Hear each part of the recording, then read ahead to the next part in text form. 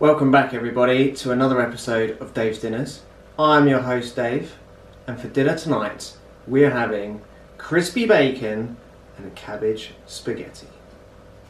Right then, crispy bacon and cabbage spaghetti. Where do we start? Well, first of all, we've got some lovely streaky bacon here, smoked of course, we're going to need that. And we have a lovely pointed cabbage here. You can use any cabbage you want, but this is just the one that we have this week. Garlic is always good in any meal. Onions, these are actually shallots, but you can use onions if you want to use onions. It's entirely up to you.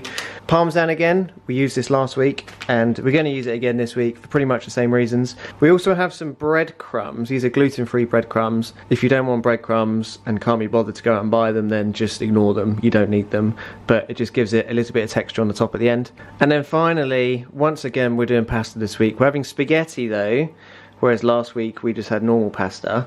This is again gluten-free spaghetti, so bear that in mind when you're cooking because this cooks a lot quicker than normal spaghetti.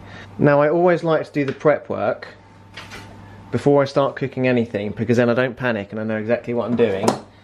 So the first thing I'm going to do is I'm going to cut up this cabbage. So I'll cut the bottom off and then you want to remove the outer leaves. That's probably enough there, just because they're a bit dirty and grubby. And then we want to shred the cabbage. We don't want big chunks of it. So the way that I do that is just by cutting off the 4 nice edges.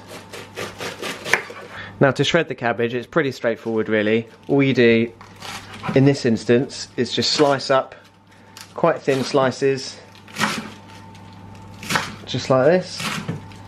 I'm also going to get a bowl to put it all in because otherwise I'll run out of space on my chopping board.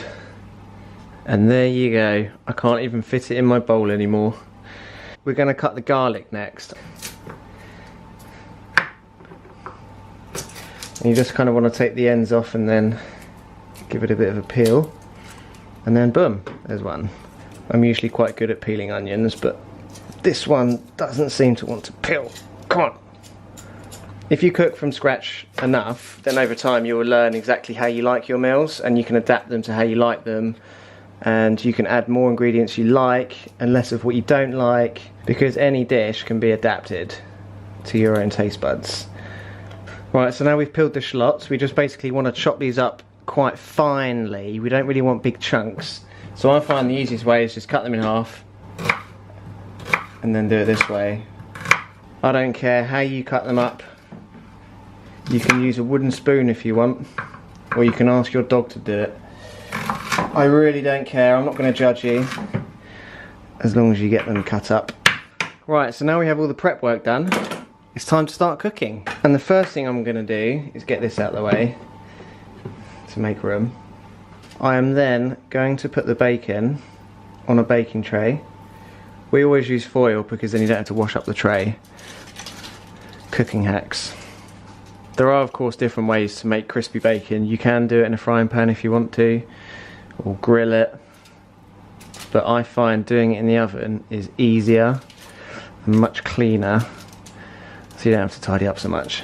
So my advice is cook it in the oven, but do what you want. So I'm going to put this in the oven on around about 180 degrees centigrade on an electric fan oven, and I'll just keep an eye on it, and when it's crispy I'll take it out. So no real time scale, just keep an eye on it. So that's going in. Just turn the water on for the spaghetti. I also like to break the spaghetti in half. I find it much easier to stir, much easier to manage and easier to eat. And to be honest, I don't really know why spaghetti comes so long. It's so unnecessary. But there you go. Now if you are going to use breadcrumbs, then you want a bit of olive oil in a bowl, and then get your breadcrumbs and just kind of put some breadcrumbs in there. You don't want too many because you just don't really need too many, to be honest. And then just mix it around in the olive oil, and once you've done that, just put them on a tray, spread them out a little bit, and this is going to go in the oven as well. You don't want this to burn, you just want it to kind of like toast a little bit. And the same with the bacon, you just take this back out the oven once it's cooked. It doesn't matter if it's sitting there waiting for everything else. because you're just going to sprinkle it on top anyway. So now we're over to the hob. Get some heat going. Still haven't gotten round to cleaning the hob, so it's still a bit messy, but not to worry. Authentic. So what we're going to do now is pretty much put the onions, the garlic and the cabbage all in together at the same time, because they all take roughly the same amount of time to cook to how I like it. So in go the shallots. I'm going to use my garlic crusher to crush up the garlic, and then that's going in. Again, if you like garlic like we do, then don't be shy. In goes the cabbage. And then that is pretty much all there is to it. You just keep this moving until it's all cooked down before adding the pasta. Right, our cabbage, onion and garlic's coming along nicely. That's pretty much ready, to be honest, but I'll keep it on a low heat just to keep it going. Just taking the breadcrumbs out of the oven, and I think they're slightly overcooked maybe, but not much I can do about that now. I guess it's just going to give me a little bit of extra crunch. So bacon out the oven, that's looking lovely and crispy. I'm going to let it cool down for a minute or two before I chop it up, because it's going to be super hot. But we basically want this chopped up into tiny pieces so we can sprinkle it in as well, and it'll mix in really nice. Right, so clean knife, and all we want to do is just roughly chop it up into pieces, however big or small you like it. It's entirely up to you.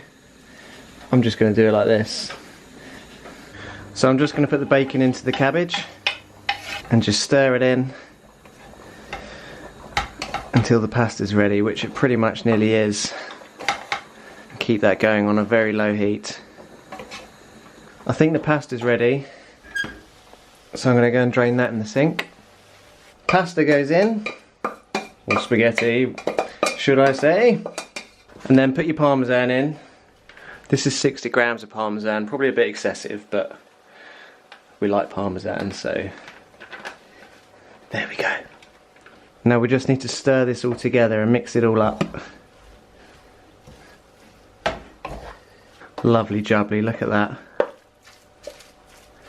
Now what I like to do is cover this for about 5 minutes or so, just to let the cheese kind of settle in there, and that also gives me time to do the washing up, so kind of hitting two birds with one stone. Fortunately this has got a lid. If you haven't got a lid, just use a bit of tin foil over the top just to keep the heat in, and in 5 minutes that should be lovely jubbly.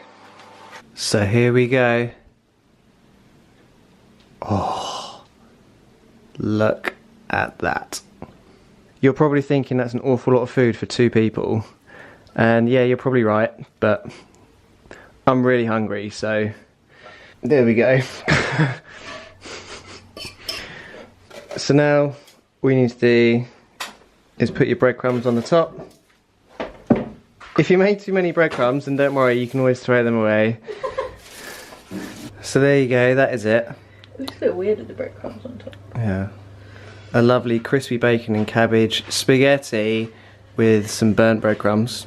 But I'm sure it'll taste delicious. We also haven't seasoned it either. We never season any food because we always put salt on it anyway. So there you go. So that's all for this week. I hope you enjoyed this video. Give it a thumbs up if you did, and I'll see you next week for more Dave's Dinners. Bye bye.